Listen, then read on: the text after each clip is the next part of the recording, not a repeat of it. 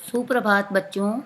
आज हम माँ सरस्वती को प्रणाम करके वसंत का पाठ 2 बचपन पढ़ने जा रहे हैं। इसे मैं आगे भी पहले भी बता चुकी हूँ आपको। अब आगे का जो है उसे मैं आपको बताने जा रही हूँ। हमें हफ्ते में एक बार चॉकलेट खरीदने की छूट थी। सबसे ज़्यादा मेरे पास ही चॉकलेट टॉफ़ी का स्टॉक रहता था। मैं चॉकलेट लेकर खड़े खड़े कभी न खाती, पर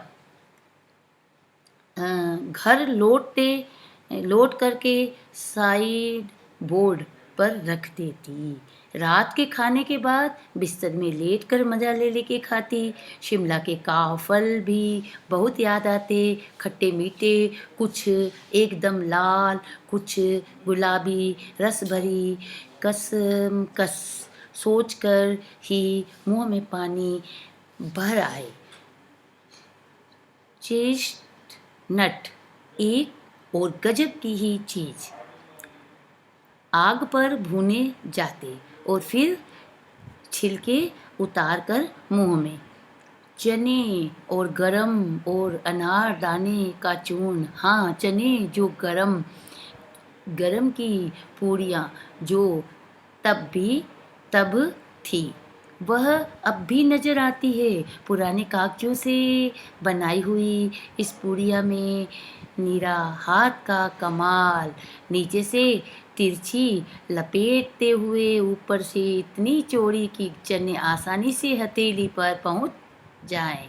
एक वक्त था जब फिल्म का गाना चना चोर गरम बाबू मिलाया मज़ेदार, चना जोर गरम बाबू मिलाया मज़ेदार, उन दिनों स्कूल के हर बच्चे को आता था।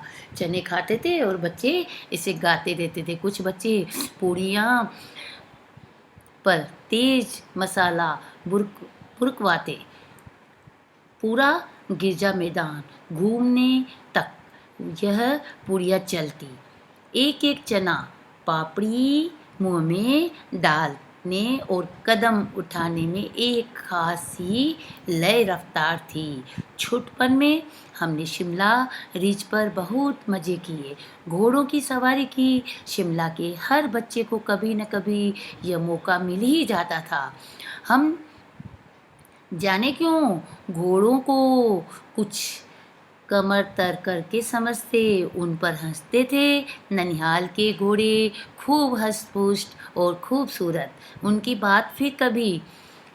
शाम को रंग बिरंगे गुब्बारे, सामने जाखू का पहाड़, ऊंचा चर्च की घाटियाँ, बस्ती तो दूर दूर तक उनकी गूंज फैल जाती।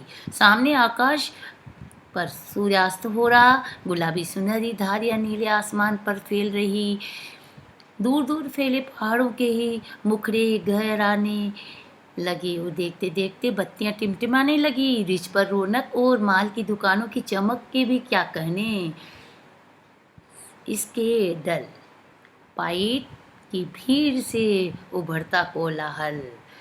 बच्चों, आगे अनुमान और कल्पना के आधार पर कुछ प्रश्न दिए गए हैं, उन्हें आप पढ़िए और प्रश्नों के उत्तर दीजिए। सन 1935 40 के लगभग लेखिका को बचपन शिमला में अधिक दिन गुजारा। उन दिनों की शिमला के विषय में जानने का प्रयास करो।